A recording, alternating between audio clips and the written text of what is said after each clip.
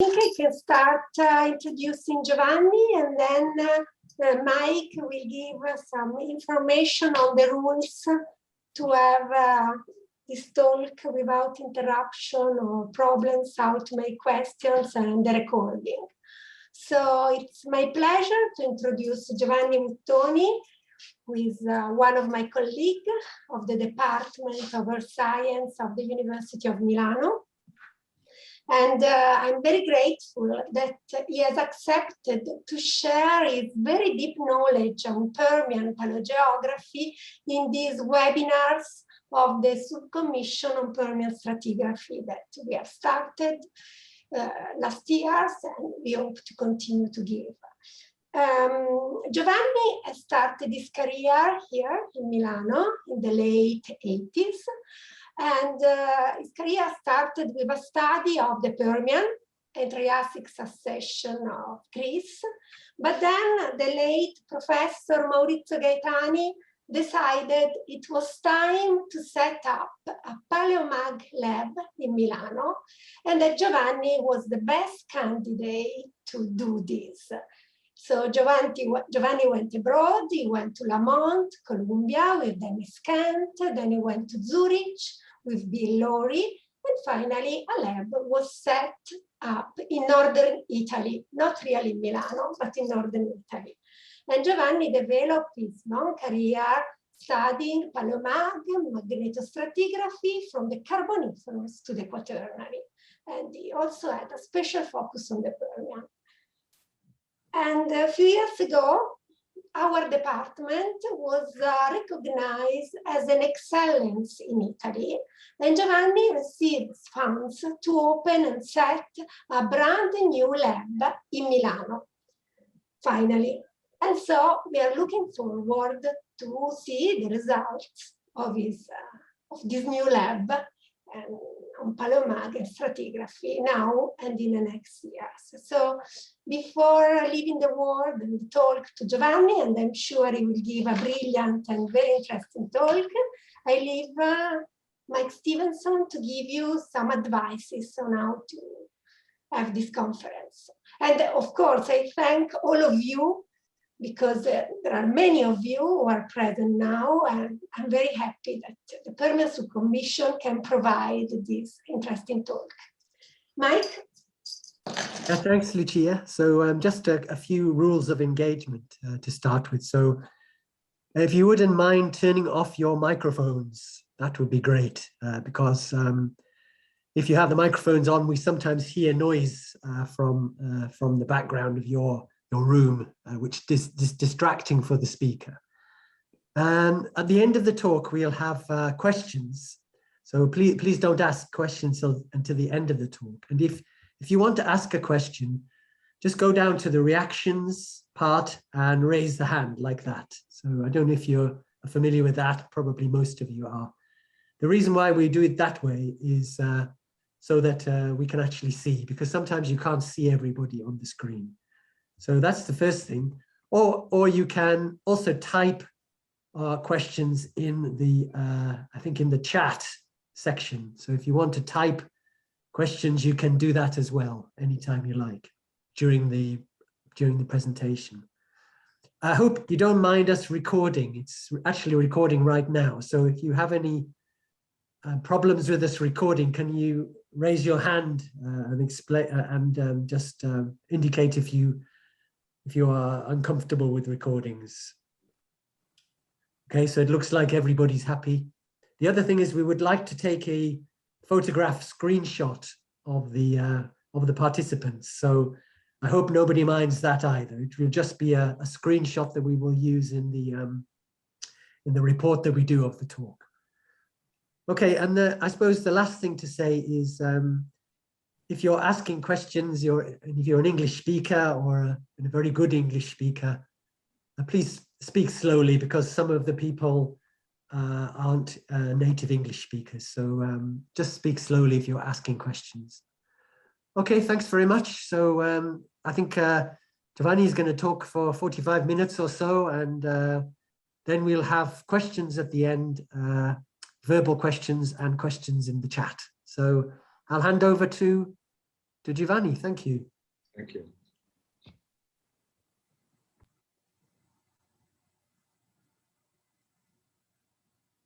All right, can you see my screen?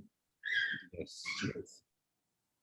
I'll be looking in, I have two screens, so sometimes I look into this camera, sometimes I just look away, but can you hear me well? Yes? Yes, yes. Good. So I would like to give you a brief account of 100 years of work and 25 years of my life in 45 minutes. Everything you always wanted to know about paleogeography, but you were afraid to ask. In fact, this title is just a tribute to one of my favorite movie directors, Woody Allen, nothing but just a tribute. But I've always thought that paleogeography is one of the most fascinating disciplines of the earth sciences because, well, first of all, I think it's fascinating that we have an experimental way to determine the position of past continents or plates in the past. And this is quite amazing in a sense because we are used to fossils, you were used to minerals, we are used to something that you see as fossilized and frozen in rocks. But the fact that there is a message frozen in rocks that allow you to reposition a continent 300 million years ago, I always thought it was quite fascinating. And this discipline, paleogeography, is actually quite now widely used. We use it to place geologic, paleontologic, paleoenvironmental, paleobiologic, whatever you want, elements, models, scenarios, ideas into space-time, okay, into a spatial reference frame for the past. And this discipline has been going on, as I said, we all know this because it's part of our background, scientific background. We all know about Alfred Wegener, and we all know about the Bullard's Feet of Continents, 1965. And we have now more sophisticated or more experimental based reconstructions available for us, like this one of Torsvik and several others. So this discipline has been going on for now, I would say, more than 100 years, or more or less 100 years, and has become more and more experimental, and in other words, based on experimental data and more sophisticated.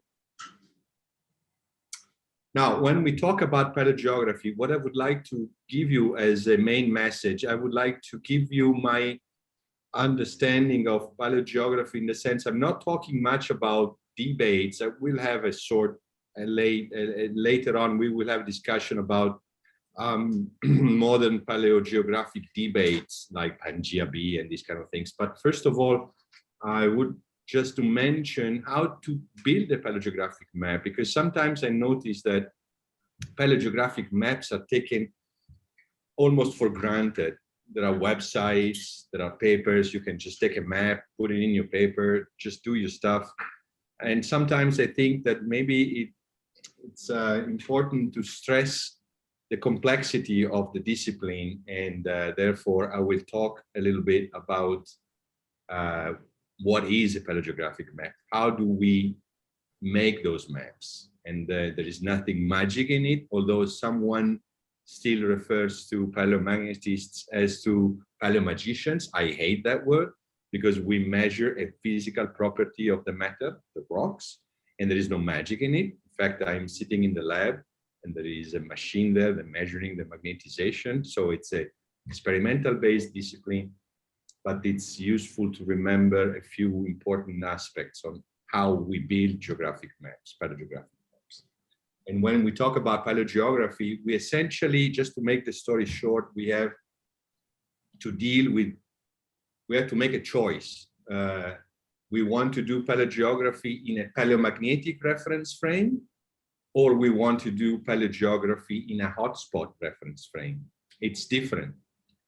when we do paleogeography in a paleomagnetic reference frame, it means that we use paleomagnetic poles. Poles that are derived from the study of the natural magnetization of rocks.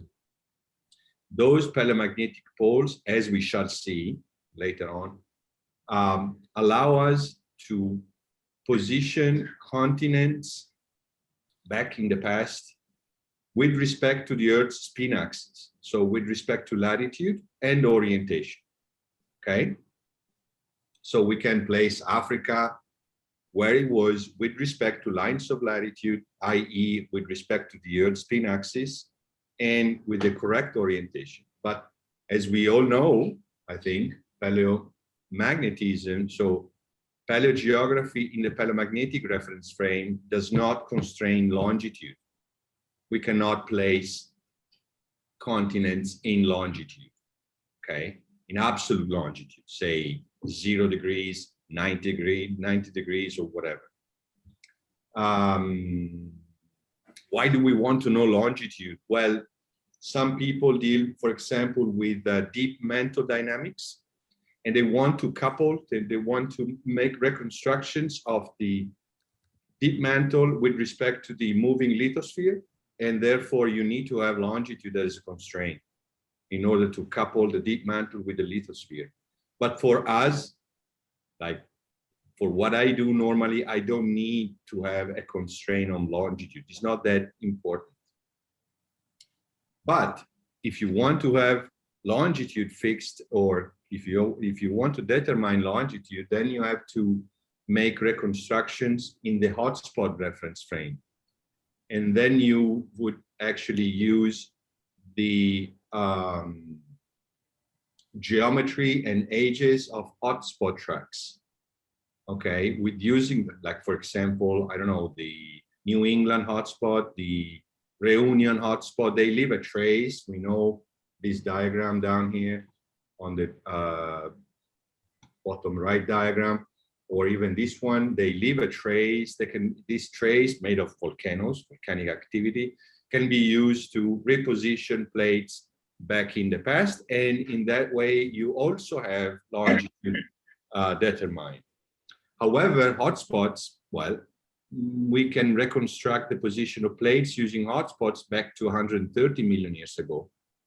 And if you want to have an idea of the paleogeography in the Jurassic or in the Triassic or the Permian, well, we have no hotspots. And therefore, the paleomagnetic reference frame is preferred because it allows you to really have a grasp of the paleogeography way back in time, down to the Paleozoic, early Paleozoic. So we will be talking about classic, let's say, paleo reconstruction in the paleomagnetic reference frame. So we can say since the mid-60s of the last century, paleomagnetism has become more and more applied, used to place continents relative to the Earth's spin axis at any given time. And there is a number of founding fathers of the modern discipline of paleomagnetism. And so when we do paleogeography in the paleomagnetic reference frame, we talk about paleomagnetic poles and sequence of paleomagnetic poles, which is called an apparent polar wanderpath.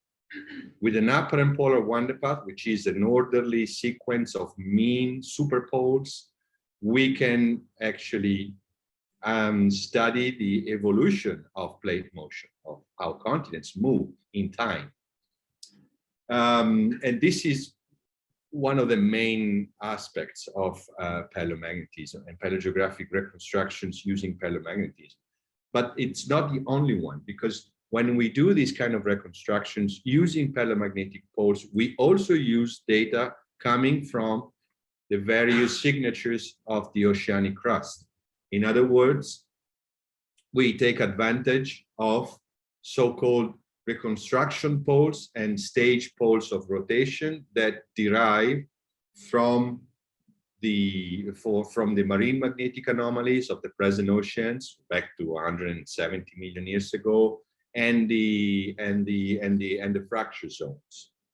So when we do paleogeography in the paleomagnetic reference frame, we usually, if we can, put together the information derived from paleomagnetic poles with the information derived from the structures of the oceanic crust, magnetic anomalies, fracture zones, using reconstruction poles and stage poles of rotation. We will come back on this because this is just an introduction.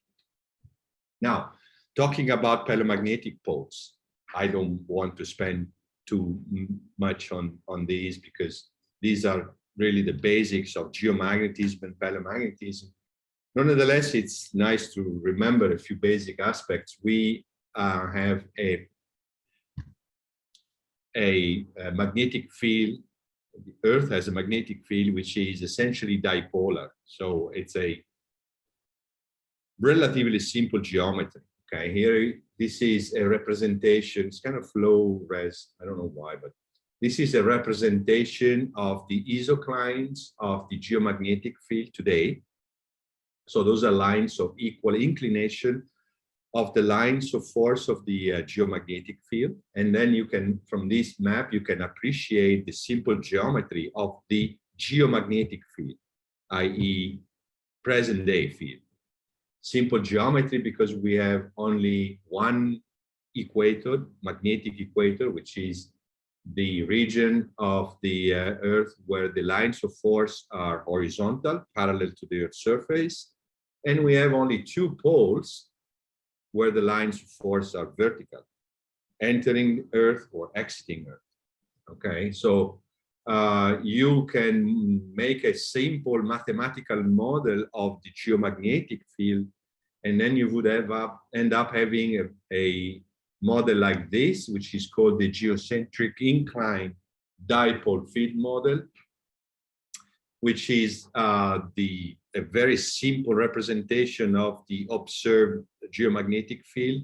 90% or more of the observed geomagnetic field can be approximated by a dipole at the center of the Earth inclined by 11 degrees.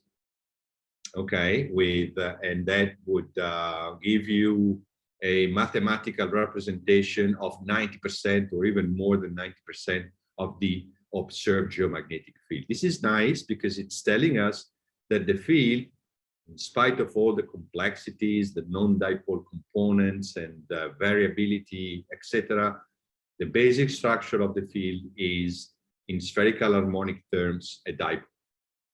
90% more is a dipole. There is this characteristic of the observed present-day field that the dipole is not along the spin axis. It is inclined by about 11 degrees. And it keeps on moving. But we will return on this. Actually, immediately.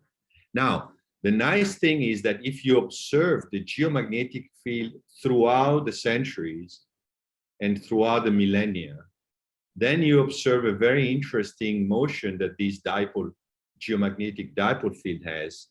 And this is the so-called wobble motion around the spin axis.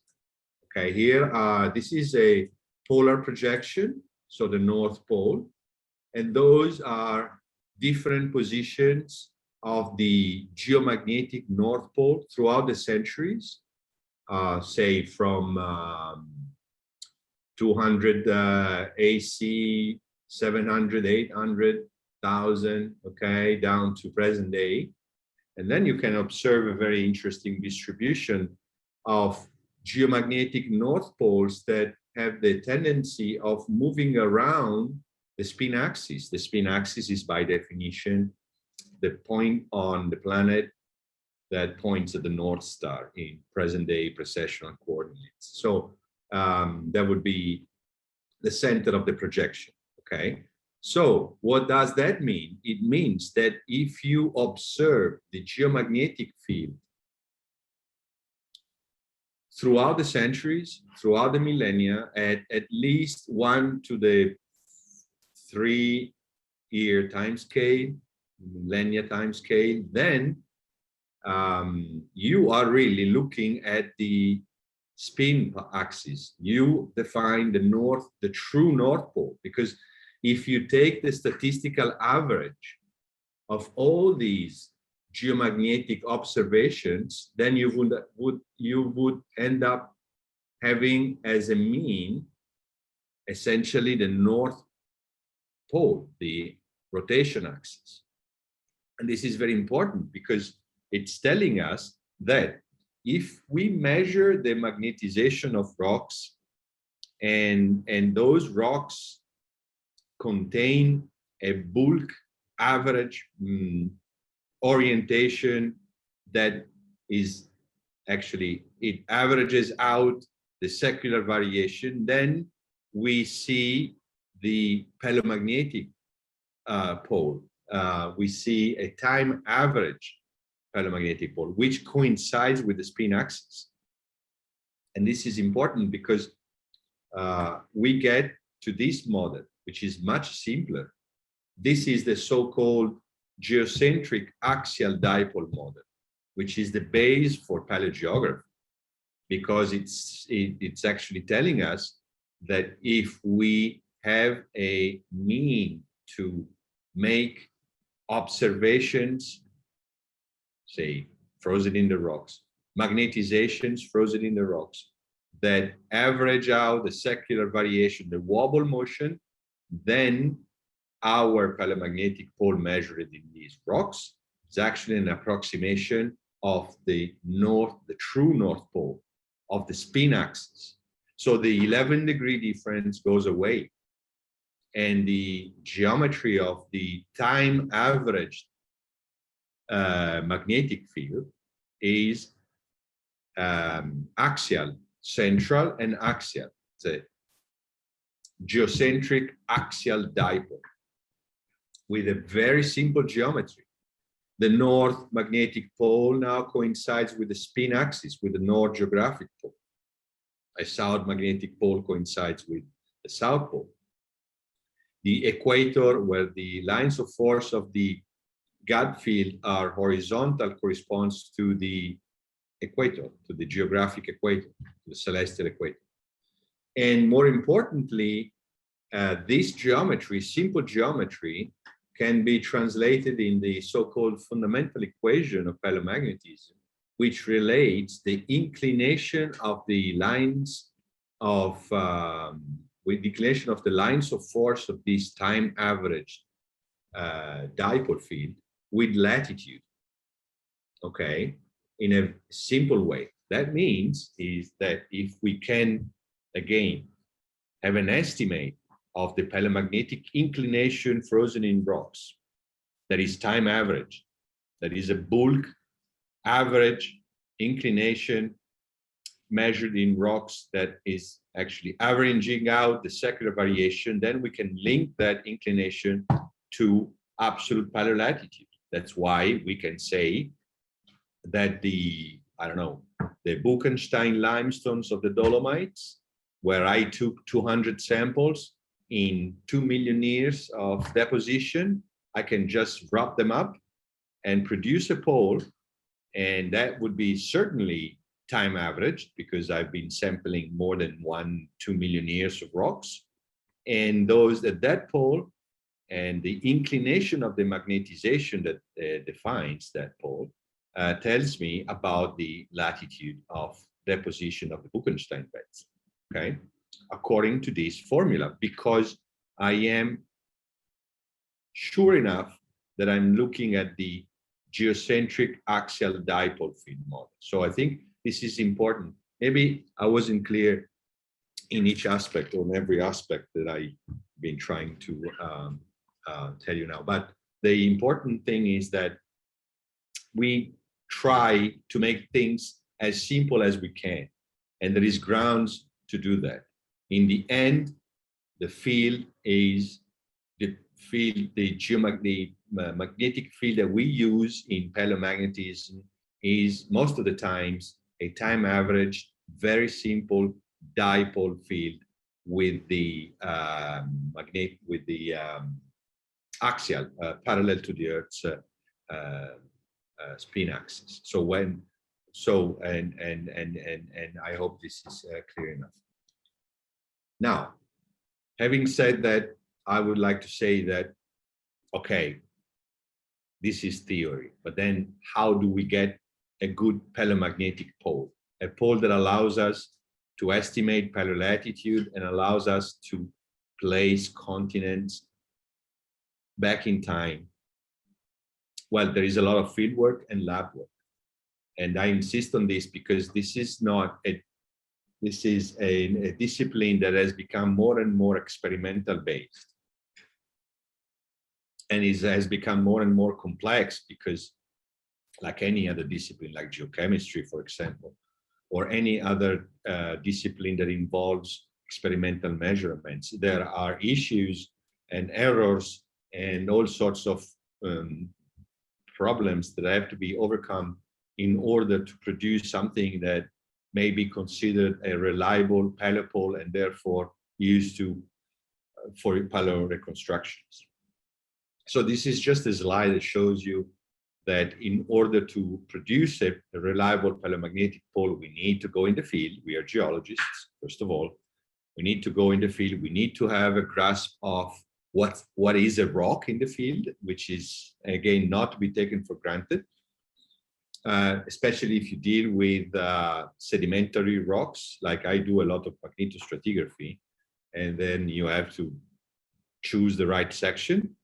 You have to have a knowledge about the regional geology. Maybe you won't be happy to sample a sequence within an accretionary wedge or a section bounded by folds. Maybe you want to stay away from big folds. And actually, if you want to produce a paleomagnetic pole for paleogeography, it would be better to sample areas of low deformation or with some deformation that you can deal with, okay, that you may actually backstrip or reconstruct somehow. Best would be cratonic areas, but unfortunately, several cratonic areas are remagnetized. Rocks in cratonic areas are remagnetized because they have never gone through enough burial to lock the sediment or if it's a sediment, and therefore the primary porosity is open, has been open for millions of years, and those rocks, they tend to be flat, no deformation, but remagnetized. And some other areas with a little bit of deformation and burial, they give a much better signal. We have to go through all these details, of course, before just taking a sample. Then, of course, once you have taken your samples, which is, of course, not just one, but hundreds maybe, from different areas, you have to design your own sampling strategy. You have to have a sampling strategy in order to, to collect a statistical number of samples. In fact, our estimates are statistical, okay? We need a population of paleomagnetic directions in order to generate a pole. So it's a hierarchical structure with several samples that have to be taken with some notion in the field and then taken to the lab. Labs have become more and more sophisticated, and we can measure very weak magnetizations, and we can subject these samples to several different tests in order to have an idea of the age of this magnetization, because of course it's not written in the rock. You have to make your own interpretations based on what you observe in the lab. So I won't go into details on this, but these are just diagrams that we use routinely every day, representation of the magnetization, the demagnetization of the samples, different techniques to demagnetize the samples. Demagnetize the sample means to clean the original signal from later components. You can ask me questions about laboratory techniques, but of course, this would be an entire different subject now. So just to remind you the amount of work that we have to go through in order to produce something that you guys may actually buy and use, in a sense. Just a few words to say something that I have already said, in a sense. We have a field, which is, when it's time averaged, this is very simple model, dipole, axial, latitude corresponds to inclination of the lines of force. we can use that field to make reconstructions. Of course, we need a means to register that field in the past. Okay, so fortunately, rocks, for example, sedimentary rocks, let's skip to this. Sedimentary rocks contain very small submicrometric grains of essentially magnetite and hematite, which are very common iron oxides. And those behave like tiny needles of the compass. They fall through the water column and get oriented parallel to the lines of force of the field.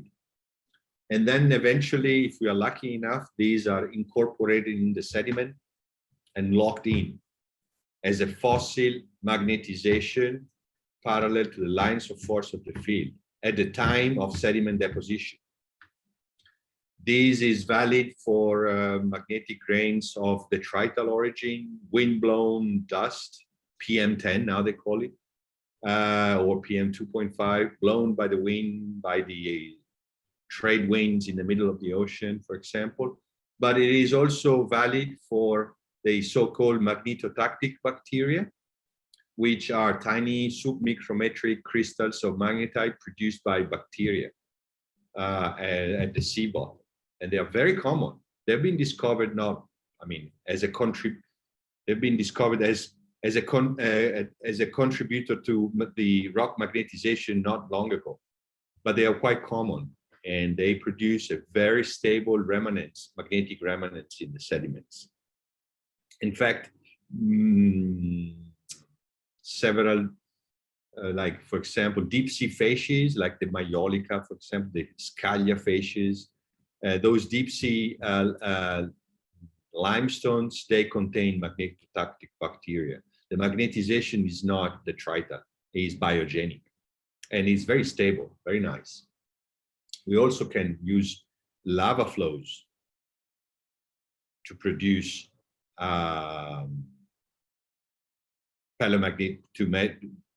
flows can record the magnetic field as well, with a different process. It's not the sedimentary settling of particles throughout the water column down to the sea bottom, but it's a more complicated process that has to do with cooling of the system. The lava cools down, and it passes a threshold during cooling, which is called the Curie temperature of magnetite, which is about 570 degrees. At that temperature, this magnetite contained in the lava flow becomes magnetite and becomes magnetic. A magnetic moment develops, and it gets statistically oriented with respect to parallel to the Earth's magnetic field that is inducing and is orienting those newly born magnetic moments or domains. And so you have a magnetization recorded also in lava units. Of course, a lava unit cools in a, geologically speaking, instantaneous time, zero time. So you have a recovery record of the field, which is instantaneous. You have to sample multiple lava flows in order to have a statistical representation of the gut field, of the paleomagnetic field, because you have to average out the wobble mechanism and other secular variations, not just one lava flow. Otherwise, your pole would point to a direction which has got nothing to do with the paleogeography, but has more to do with the non-dipole component, which is very variable on a secular time scale. You have to sample multiple lava flows in order to have a statistical representation of the paleomagnetic field that averages out secular variation. As with the sediments, you have to sample more than one layer. Otherwise, you risk not to have a time averaged representation. We want that because we want the gut field. Okay, I hope it clear so far, more or less.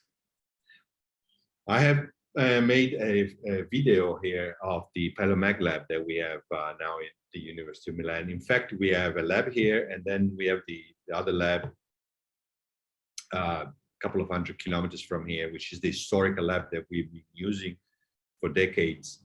Now we installed this new lab. I'm still looking for grants and money because I'm not finished, of course. Those machines are quite expensive, as you know, as you may know. So we have installed a shielded room, which is actually here on my right, because I'm sitting in the lab. Shielded room that is a volume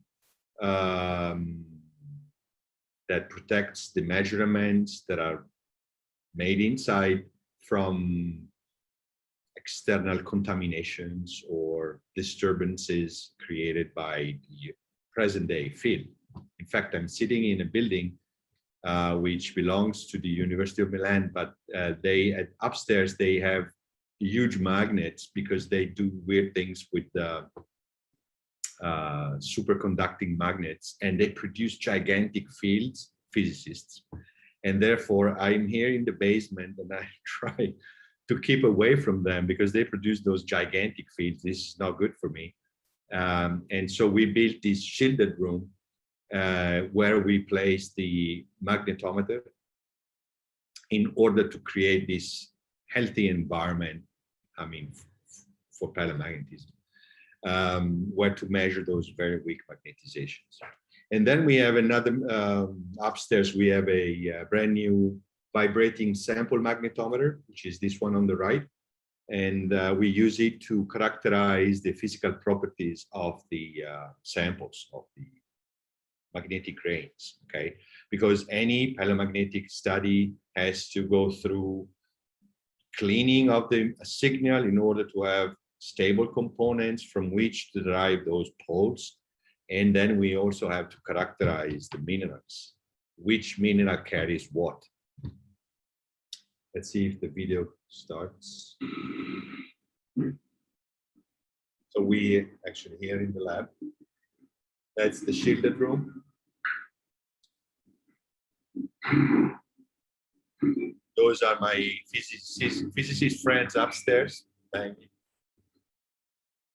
And this is the magnetometer. And that's Serena, my PhD student. And she's measuring. The noise that you hear is the compressor because it's a cryogenic magnetometer. It works with liquid helium. It has to be cold. It's a squid technology. It needs to have liquid helium to function. Therefore, there is this compressor that goes 24 hours a day, 360 days a year. And then we do all sorts of measurements and stuff. Susceptibility, for example, it's part of the routine.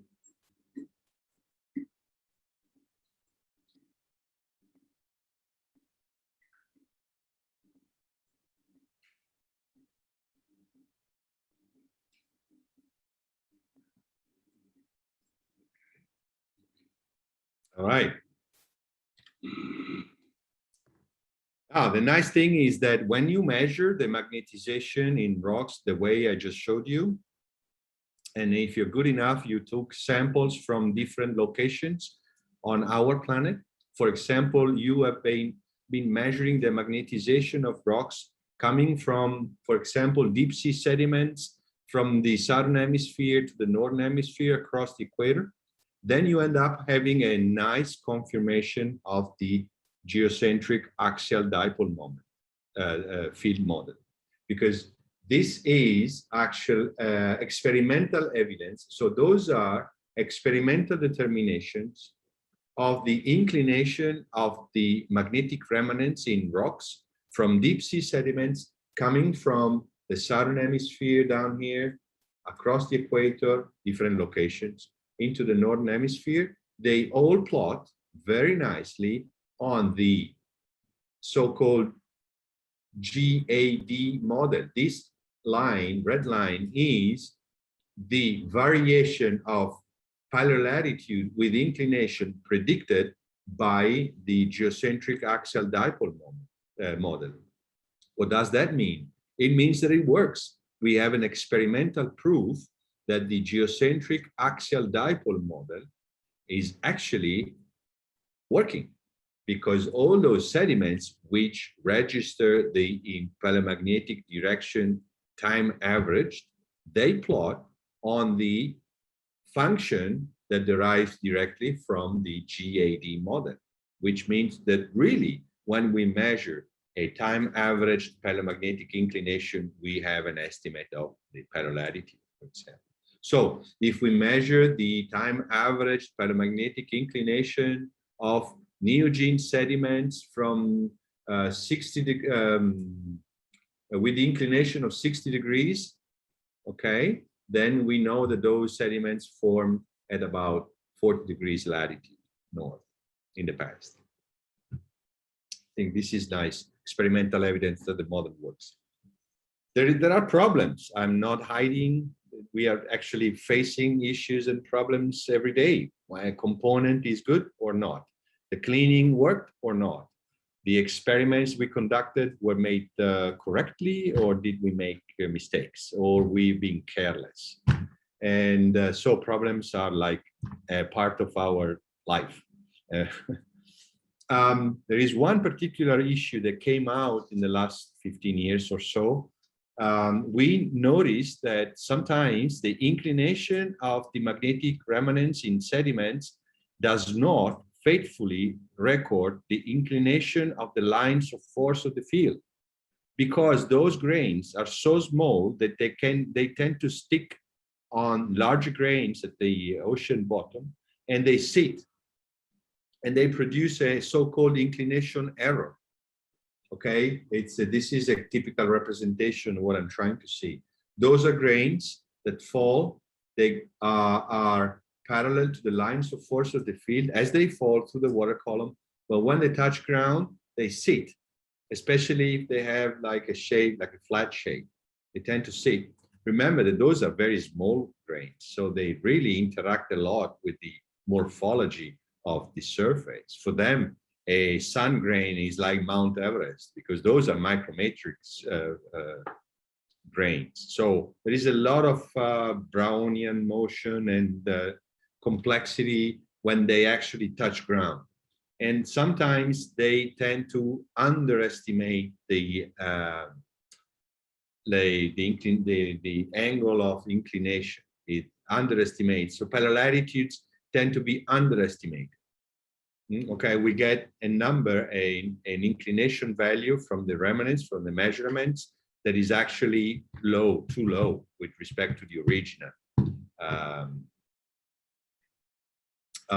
value.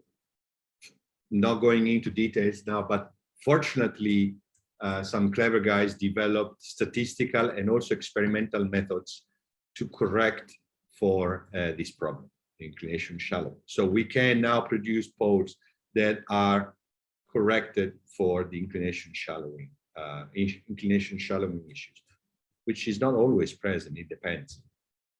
Now, okay. So once we have a grasp of the experimental lab work, field work, problems, we can start constructing databases. Okay, we need a database of palemagnetic poles of for a given time window.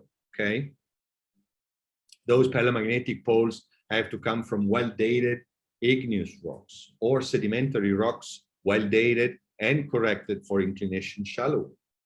And they have to come from stable areas or areas of known geological history.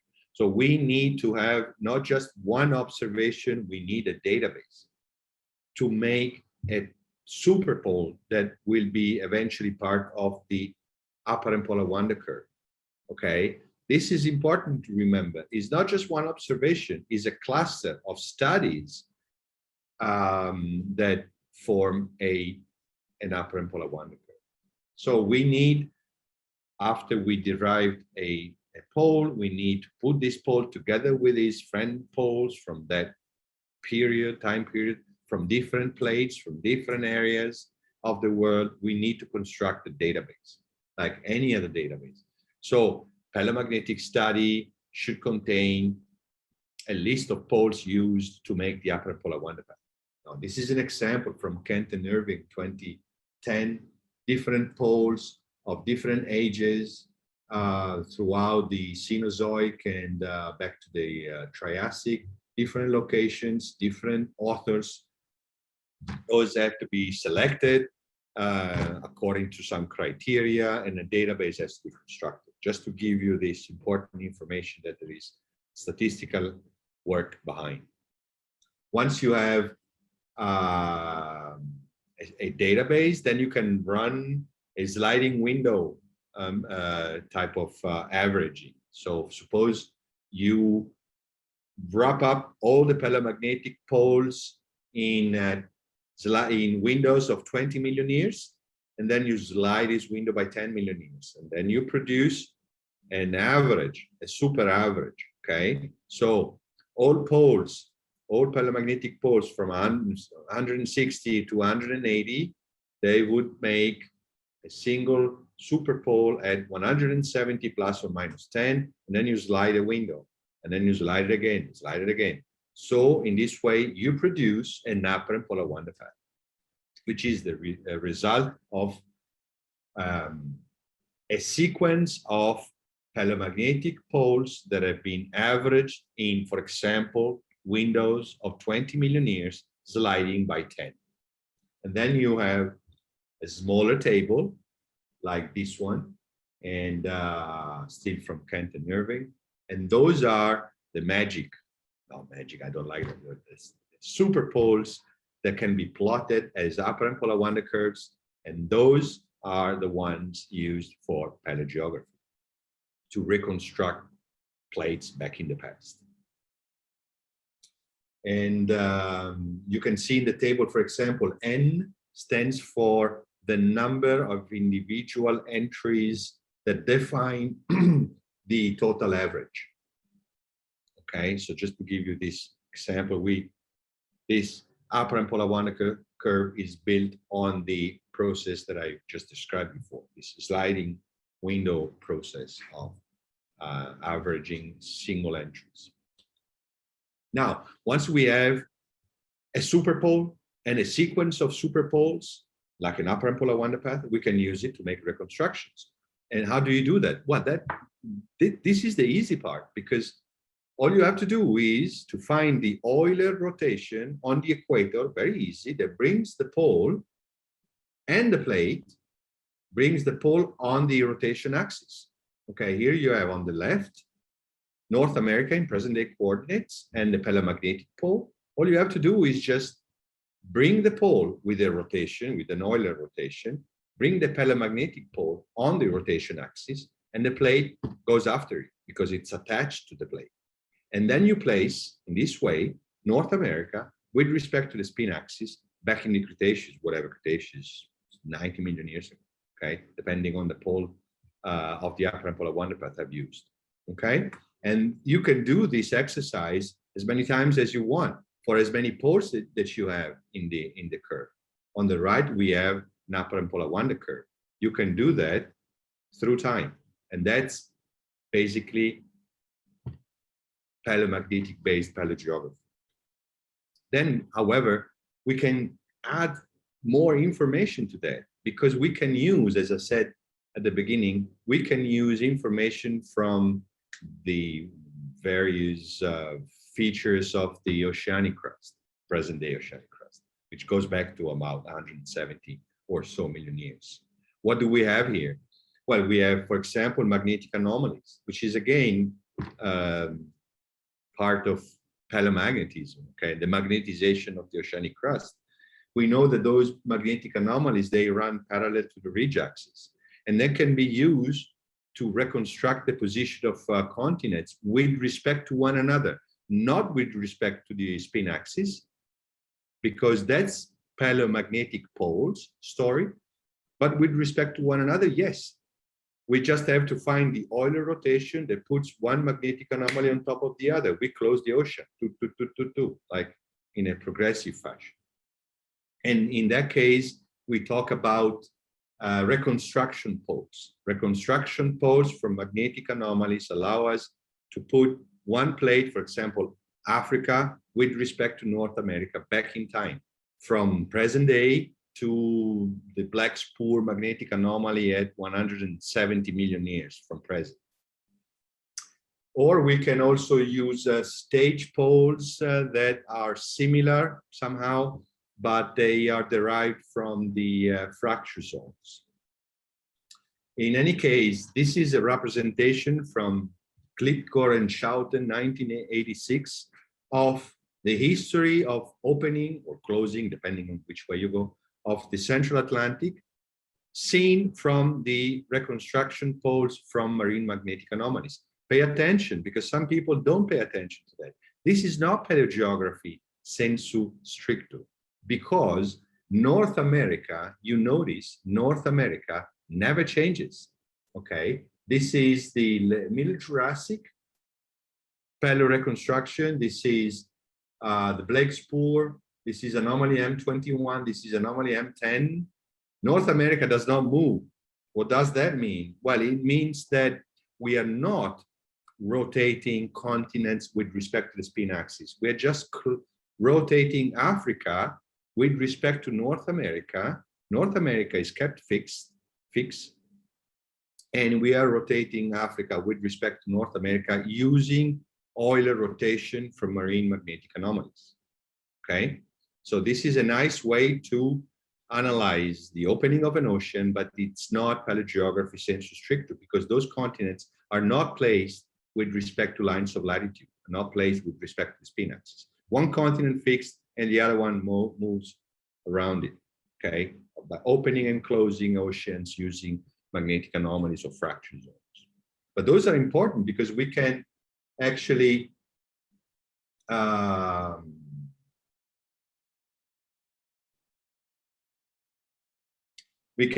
combine, I'm sorry if I skipped it, we can combine paleomagnetic poles and reconstruction poles from magnetic anomalies to build up a comprehensive and global paleogeography. Now, I have to be short in this because otherwise we will stay here forever.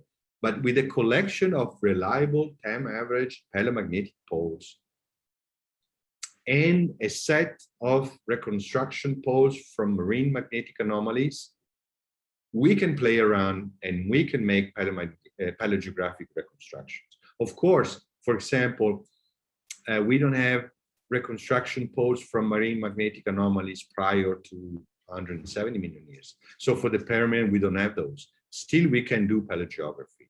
But for the Mesozoic and Cenozoic, the couple use of those sources of information make paleogeography quite robust and well determined. I just wanted to mention one thing, that the upper and polar wonder curve or path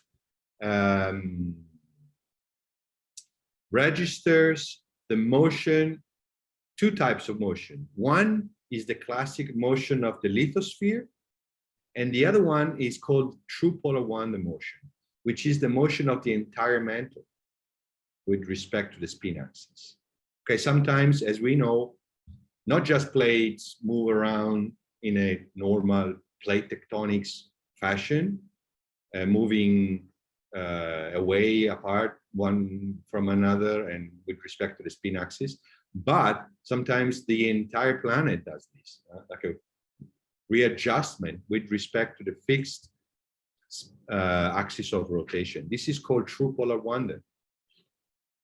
An upper and polar wonder curve registers both continental drift or normal plate motion and true polar wonder.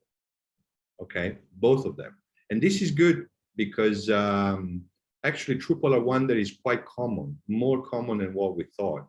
But still, we are still have an approximation of the spin axis, and therefore we can always approximate paleolatitude no matter what. No matter if the motion was due to normal plate tectonics or this crazy true polar wonder thing. Doesn't matter. We still can measure paleolatitude. Now, we can talk a little bit about present day paleogeographic debates. You may know that I've been involved for the last, I don't even know, don't even remember many years in the Pangea debate. Okay, we had a paper published less than a year ago. I still stand by this issue. If you take paleo-magnetic poles for what those we have, okay, there are not many, but if you take early Permian paleo-magnetic poles from Gondwana and early Permian paleo-magnetic poles from Laurasia, and you try to use them to reconstruct Pangea, well, if you really like Pangea A, the Wegenerian Pangea, and you use those databases of paleo-magnetic poles from Gondwana and Laurasia, you end up having this reconstruction. You end up having Laurasia and Gondwana overlapping. There is no way we can get rid of that problem. This problem has been going on for 30 years. It was noticed by the Dutch. It was noticed by Ted Irving. It was noticed by us. And there is very little way to make it go away. The available, we can talk about how many poles we have, but the available paleo-magnetic poles from Gondwana and Laurasia do not allow a Pangea A in the early Permian. The only way to get rid of this crazy overlap is to slide Gondwana with respect to Laurasia, and then you produce the classic Pangea B scenario. Then, of course, you need to have some sort of relative motion between Laurasia and Gondwana in order to then go from Pangea B in the Carboniferous early Permian to Pangea, the classic Pangea A by the late Permian and then Triassic. I know that there is a lot of debate about geologists don't like it because they say, where is the fault? Well, I say, I don't know. But if you go to California and you just look at the San Andreas Fault, you tell me you can estimate that there has been 1,000 kilometers of relative motion across that fault? No, you cannot do that. So even geologically speaking, it's not easy to find the traces of a motion like that. But in any case, from a paleo-magnetic viewpoint, I stand by this. I don't think there is a very simple way to get rid of the information that is derived from paleo-mag poles, that it's very hard to make Pangea A in the early Permian and late Carboniferous. It's actually Pangea B. How much time do I have left? Because I lost track of time.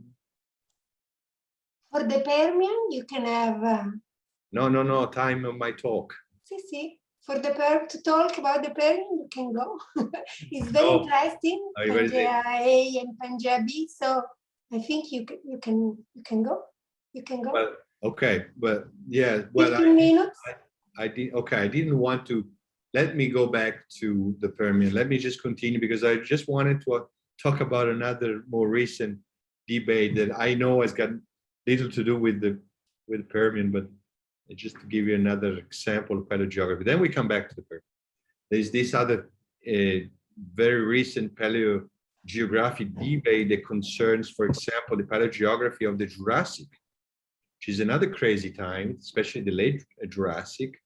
And then we have evidence that during the late Jurassic, by using a selection of time average paleo-magnetic poles and reconstruction poles from magnetic anomalies, we have evidence now that there has been one such event of true polar wonder occurring in the Jurassic, where the entire planet moved with respect to spin axis all together, okay, all plates together. And this is called, it's a so-called Jurassic monster sheet. I like it. So this is a representation of this event, okay? An Euler rotation of all continents occurring between, say, 160 and 145 million years ago. Which, if you put it together, okay, let's make it, okay. If you put the paleogeographic information together with the concept of zonal climate, then you have a very powerful means to understand, for example, basin evolution, first term basin evolution processes and stuff. What I'm saying here, we know that Earth's climate is fundamentally zonal, because we know that there are some zonal climate bands, okay? Like the equator tends to be warm and humid, the tropics tend to be warm and arid. And we all know this by just looking at a satellite image, for example, of Africa, okay? With the rainforest on the equator, the Sahara Desert and the Kalahari Desert. This is the fundamental structure of Earth's climate, fundamentally zonal, with zonal climate belts that can be modified by your origins, mountains, monsoons, whatever you want. But fundamentally, this is a zonal structure of our planet's climate.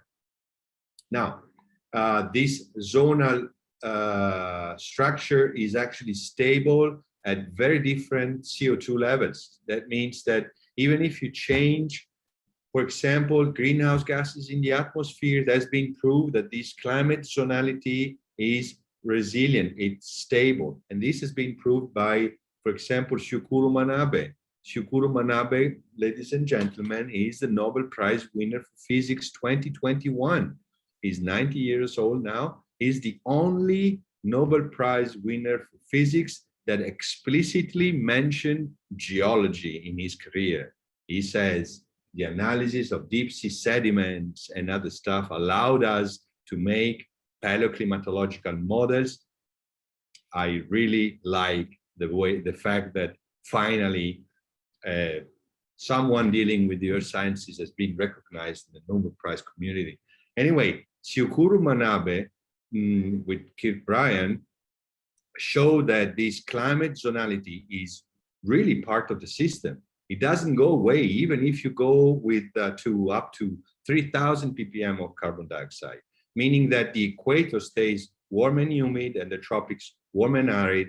Now, in the past, when CO2 was high, when CO2 goes down or it's low, etc. It's a fundamental structure of the Earth's climate, this zonality. Why am I insisting on this? Because if you use in a conjunct way together plates motion from Palomag and this concept of climate zonality, you can end up having very interesting information and predictions even on the evolution of, for example, sedimentary basins. Because one thing is sitting on the equator and one other thing is sitting in the tropics as far as sedimentation is concerned. Let me give you some examples. Let me just jump this. This is an example of a paleolatitude curve derived from the upper and polar wander curve path, superpoles, palomagnetic poles for a site in Arabia, okay, Gawar. Now, just to make the story short, this is the Jurassic Cretaceous Paleogene paleolatitude of Saudi Arabia. And the Arabian Gulf. And as you can see, it sits on the equator for a long time in the Jurassic. And then there is this crazy change in paleolatitude. This is the Jurassic monster shift. And then it goes back towards present day latitude. Guess what? The Jurassic oil system of Arabia was produced during the Jurassic monster shift because organic matter deposited when the Arabian Gulf sat on the equator in the Jurassic. And then during the Jurassic monster shift, this motion of plates, there was a sudden, geologically speaking, sudden change in paleolatitude, and the Gulf region went into the tropics of the southern hemisphere. And that's when the salts of the heath formation deposited. And those salts form the cap of the oil system. That's why you have so much oil. There is a cooking reservoir, and then there is a seal that have been deposited one after the other in less than 5-6 million years. Okay, crazy. And this is the result of the Jurassic monster shift. This is an example how important it is, at least for me, to put together paleolatitudes derived from Palomag with this simple concept of climate zonality, because it gives you an idea of the general evolution of sedimentation. At least first how do you say, the basic leitmotif of sedimentation through time. You can actually use palomag and paleogeography, not just to estimate paleolatitude and see whether your basin was sitting on the equator or somewhere else, but you can also make more numerical calculations. For example, you can estimate how much land through time was contained in the equatorial belt. And this is important, for example, to estimate is the long-term carbon cycle and the fluxes of carbon dioxide output through the silicate weathering machine with the Walker thermostat, because most of the weathering and the sequestration of carbon dioxide occurs on the equator right now, okay? The little island of Java and Borneo are the main hotspots for CO2 sequestration right now. And because they sit on the equator and they have silicate rocks sitting on the equator exposed to weathering. So estimating the amount of land that at each time crosses the equatorial belt, it can be helpful to understand the long-term climate variability, because you're looking at the main place where CO2 is being subtracted through weathering. Now, just to give you another example of how useful it is to couple palomag and paleolatitude estimates with the concept of zonal climate. And you can also estimate the albedo. This is a paper that we just wrote. So just to come to the conclusions, and then we can go back to the Permian if you want. Paleogeography is an experimental-based discipline, which means that it is continuously evolving, and therefore it should not be taken for granted. If you know what I mean, what I'm saying is that I know that you may not be interested as a prime interest may not be interested in paleogeography, but it's always nice to have some sort of understanding of the problem of this discipline before just using whatever paleogeographic map. Just ask me, for example. No, I'm joking. But no, I really, not all maps can be called paleogeographic maps. I showed you a reconstruction of the North Atlantic based on reconstruction poles from marine magnetic anomalies. That's not paleogeography. You need to place that story into the paleomagnetic reference frame by rotating those plates with respect to the spin axis. And the only way to do that is with paleomagnetic poles. So you have to be a little careful, okay? Then there are several ongoing debates. Still now, we know nothing, or we have an open debate about the shape of Pangaea, which is the last supercontinent. Imagine the shape of Rodinia before. So there are still ongoing debates about paleogeography, Pangaea, Permian Pangaea, Jurassic monster shift. Why do we have still those debates? Well, because again, this is an ever-growing discipline. It changes. New data come into the scene and have to be digested by the statistical leaching, and new poles are produced, and therefore something may change. The Jurassic seems to be just next door, but I'm really convinced that 90% of the paleogeographic maps of the Jurassic are wrong. I am completely convinced about that, at least the late Jurassic. Then paleogeography is not just mapping continents, just put a continent somewhere, but it's also, as I said, estimating paleolatitudes, cross-checking paleolatitudes with the sedimentation style. One thing is sitting on the equator, another thing is sitting on the tropics. What we call climate change that we see throughout a sedimentary sequence, not climate change, is that the plate is moving from the equator to the tropics. Okay, it's not climate change, it's just motion of plates across climate belts, which is the concept of plate stratigraphy. Okay. And I think I have concluded here. Can go back to the Permian if you want, but that's it for me now. Thank you. Lucia, do you want to say something about the Permian, maybe? Well, there is plenty to say about the Permian, and Giovanni has introduced this Pangea A and Pangea B shift. And I think, well, it gave us an impressive detail, I mean, even if from a general view of paleomagnetic and paleogeographic reconstruction, how they are based. But, well, maybe we can, this talk can be seen as it has put the seeds to maybe come back and focus more on the Permian.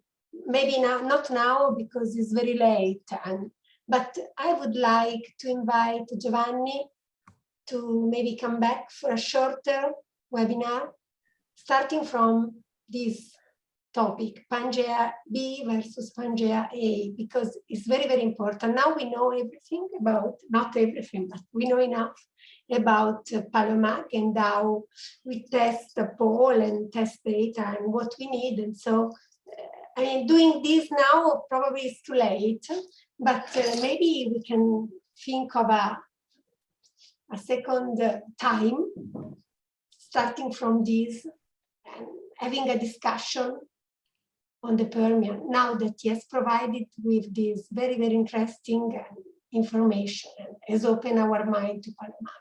So you're not happy about my talk? No, I'm very happy because I discovered many things that I don't know, but I just want to go on.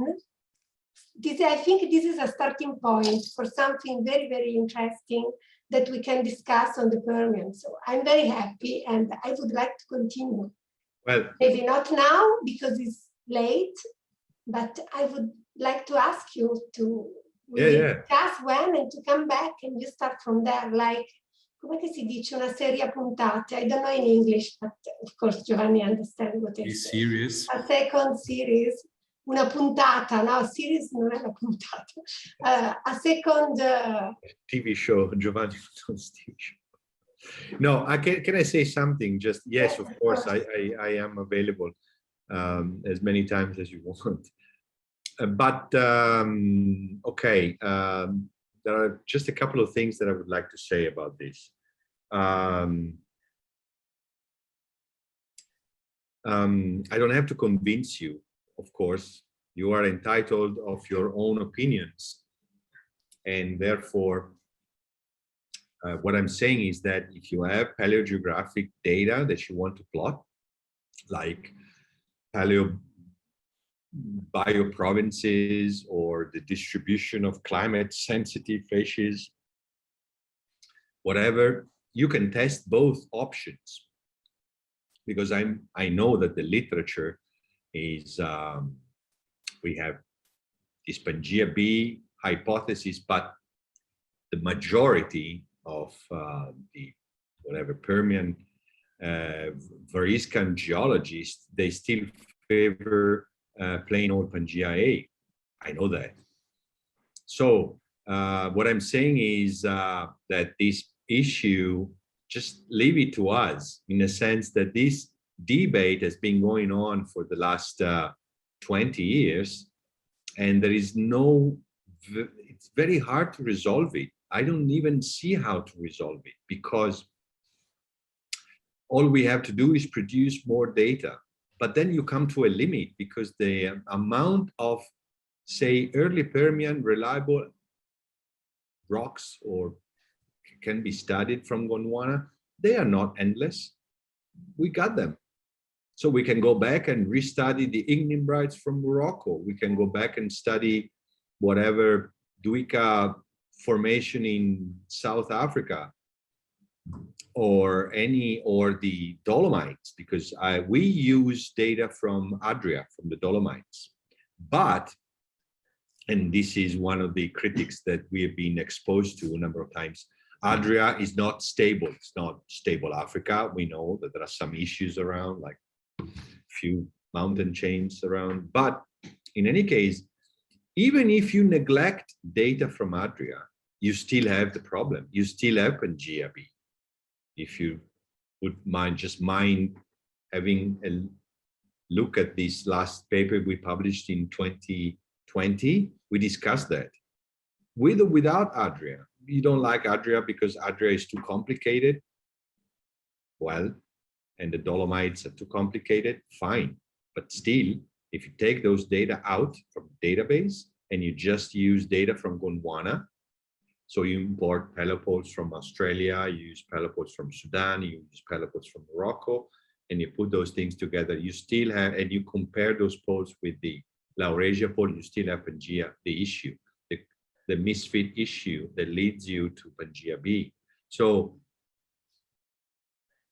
okay, again, I stand by this, but if you are not convinced, what I'm suggesting is use both and see what works best and let me know. Maybe Giovanni, we should go on to some questions because they're coming in now. So Yes. yeah, we have a question from James Ogg. I don't know if James wants to say it out loud or I can read it. James, do you want to say it if he's still there? Could you stop sharing, Giovanni, so I can see? Yeah, sorry. Yes. Okay, it's okay. I don't know if James Ogg is there. Maybe he's gone. I'm here. Okay, I'll read the question out then. Oh no, there he is. Away you go. Okay. I'm just curious about the setting of the inclination error in sediments. You showed a slide that looked at the deep sea sediment record to demonstrate that the actual dipo works quite well, and yet inclination error apparently is not involved with modern deep sea sediments in order to do that. So when does inclination error come into play for sediments and why? Yeah, well, that's a good question. In fact, most of the inclination error that I've seen are in red beds and highly compacted sediments. Compaction plays a role. So, okay, red beds because they contain hematite, and hematite, especially the so-called specularite, the larger hematite, tends to have a flat shape. And this flat shape is particularly prone to sitting on the ocean floor, producing this inclination shallowing. Whereas deep sea sediments, some of them at least contain magnetite, biogenic magnetite, for example, is quite common. And those biogenic magnetite crystals, they have an elongated shape. They are more like needles. And those needles, they tend to have a much lower inclination shallowing problem. They just get better oriented. So the inclination shallowing is not always present, depends on which mineral phase you have. And generally speaking, is more common in red beds. That's the answer. Thanks, Giovanni. Maybe we had another question from Haiping Li. He's here. Does Haiping want to ask that question, or shall I ask it for him? Thank you, Giovanni, for the interesting talk. So my question was, can these different Pangea hypotheses make falsifiable predictions so that geologists can actually go out to the field and maybe collect some data to test whether Pangea A or Pangea B is more likely? I've been thinking about this for now 20 years. What would be the best test, geological test? And after 20 years of thinking, I don't know. I don't know, because we're talking about a shear zone. Okay, so a shear zone left almost no trace in the geological record. Would you have a geological record of the San Andreas shear zone, for example, in 200 million years from now? Probably not. Unless there are some juxtaposed rocks with very different stories, but of the motion itself, very difficult. So I don't know. The only thing I can say, well, the only way is to get more data from possibly even better dated rocks with the best measurement protocols that we have and try to obtain the best poles that we have. And if this crustal misfit story doesn't go away, well, we should maybe start accepting it and move forward, because otherwise, I don't know, I don't have an answer to make. Okay, thank you. Okay, we have, I've we have got about a 8 minutes follow-up left. question. Does any, oh, sorry, Haiping, do you want to carry on? Yeah. I've got a follow-up question. Like, what do you think might be the most dramatic effect of the difference between Pangea A and Pangea B? Like, how do you envision the different configuration, their effect on either climate or biology or anything else that you can imagine? Yeah, well, okay.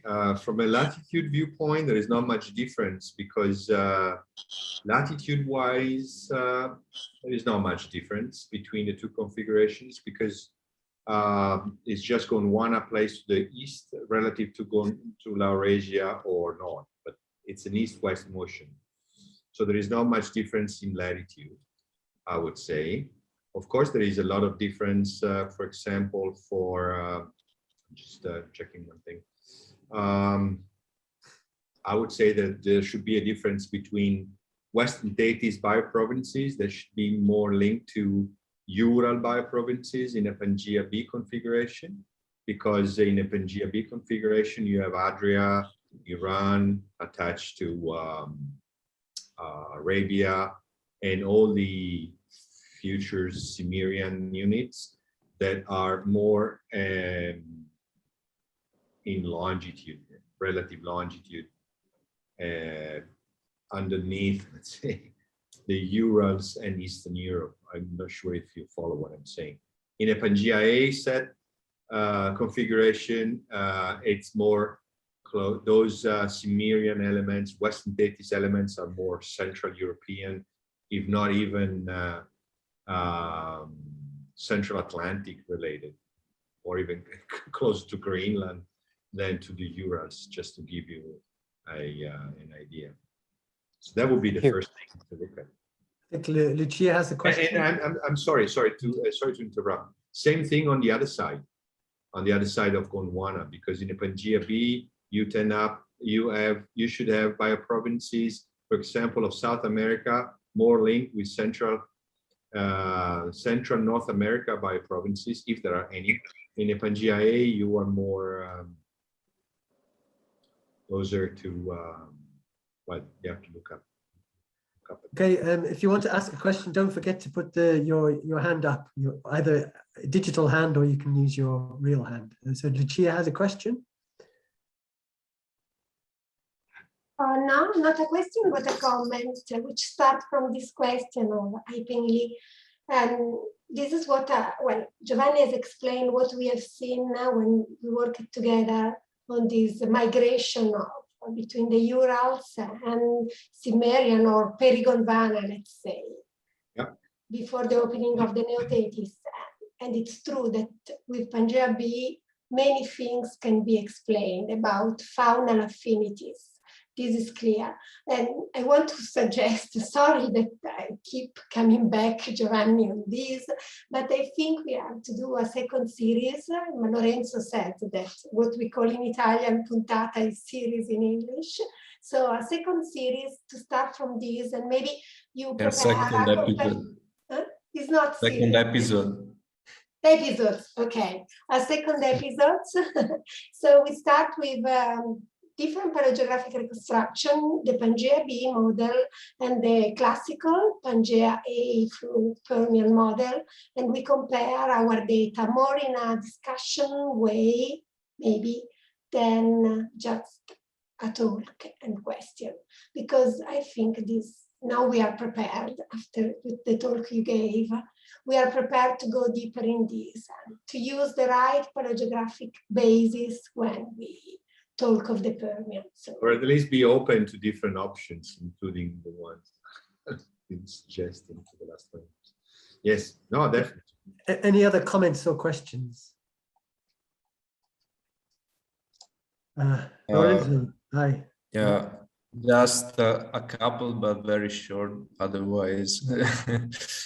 So the Pangea B problem, let's say, refers to the late Caesuralian mostly. That's one question. And the other one, which other data you have except for Adria in Laurasia in the early Caesuralian? Okay, you have to apologize. I have to apologize for my ignorance, but sometimes I get confused myself about. Let me just open up the database because the list of because I forget myself.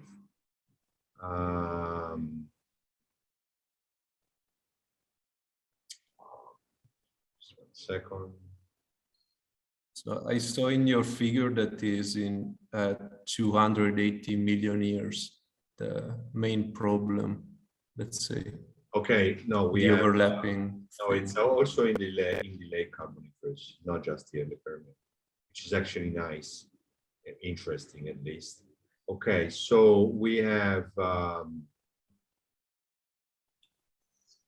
there is this issue of Pangea B of the crustal misfit occurs in the late Carboniferous Okay. and in the early Permian. Then for the early Carboniferous, no, we don't have much data, let's say. So we have in the paper, in the 2020 Kenton Newtonian paper, we have a reconstruction for the late Carboniferous, for the early Permian, and then for the late Permian, and then a little bit of reconstruction for the early Carboniferous. But the database is not that rich for the early Carboniferous. Anyway, for the let's say for the early Permian, we have data from Australia, the Tucker Igneous complex, and the Mount Lishon, whatever it is called, intrusives. Those are intrusives, early Permian intrusives. Then we have data from Morocco, the classic ignimbrites. And then we have data from Sudan, another igneous province, the Jebel Dahoud complex. And then we have data from the Botzen porphyrites, so the dolomites. And for the late Carboniferous, we have data from Argentina and Chile and Australia. Those from Gondwana. Laurasia is much better defined because we have 66 entries that define the Permian and Carboniferous poles of Laurasia. There is no problem with Laurasia. The problem now is that we have only 30 poles for the Carboniferous Permian of Gondwana. Okay. I've lost your question. I'm not sure if I've answered the question. The database is quite okay for Laurasia, less okay for Gondwana. I admit that. But the problem does not go away with or without the data from that. What was the question? Yeah, you answered. Thanks. So I'll read the paper so I will know better. Okay. Yes. Okay, we have about 5 minutes left. Does anybody have another question to ask? Giovanni? I think Giovanni's going to come back to do another item, another episode of the series later. But if you have a burning question you want to ask now, please ask, because he's a busy man. He may be hard to get hold of. No, I'm an anxious man, so I get anxiety when you have to give a talk. I'm anxious. But okay, well, I don't think we have any more questions, so I think I'll just sort of wrap up and say thank you very much to Giovanni for giving us this really interesting introductory talk and for touching on the Permian, which will no doubt stimulate lots of questions. We're trying to have a stimulating series of webinars and talks. So if any of you have any ideas as to someone who could come along and give a talk which is of general interest to Permian specialists, you know, not necessarily something about a Permian topic, but something that would be of general interest to Permian specialists, then please suggest that to Lucia or myself or Yichun. I can announce that we'll have another talk probably early in the new year from Mike Simmons. So you may be familiar with Mike. Mike worked with Neftex and now with Halliburton. He's worked on something called the Earth model, and he's an expert on sequence stratigraphy and dating sequence stratigraphic surfaces and maximum flooding surfaces. And he's agreed to come and give us a talk about a really interesting element of sequence stratigraphy in the Permian. So if you're familiar with the Charland et al. Volume, which was the first one they published on the Middle East, which defines some of these MFS, then please come along to the talk. We'll give you the details of when the talk is and the Zoom link when we get it. So please don't forget to provide some suggestions. I've got one here from James Ogg already, so we'll note that one. If you have any other suggestions for speakers, then please don't forget to do that. So thank you very much, Giovanni. Lucia, do you want to say anything at the end? I want to thank everybody for having attended for more than 1 hour, because it's 1 hour and a half since we started. So the interest was very high. I want to thank Giovanni for his very interesting talk. I really want that Giovanni come back to discuss the Pangea IB and Pangea A before Christmas. Before Christmas. Oh, yes. Now, because we are ready, now we are prepared on the fundaments. And if we leave too much time passing in between, we will forget and you will have to start again from the beginning. So let's try, not really a talk, a discussion topic. You have just to prepare a few slides with Pangea A, Pangea B, the classical model, Pangea A, and the Irving one, Pangea B. And we will just have a discussion. Okay. And then we will have Mike Simmons in 2022. And Yichun, who take care of the Permian Subcommission website, will put the record of this talk on the Permian site, so everybody can listen again, or those that were not present can listen to it. So we will have all our SPS talk on our website, thanks to Yichun, who is very active in looking after our website. And Giovanni will also prepare a short abstract for next Permafile issue. And I remind you that we are looking forward for contribution for Permafiles, and next issue will be, the deadline is end of December. Is that right, Yichun? Okay. Yes. So thank you very much. Thanks to everybody and to Giovanni in particular. Thank you. Bye. Thank you. Thank you. Bye. Thank Bye. you. Bye. Bye.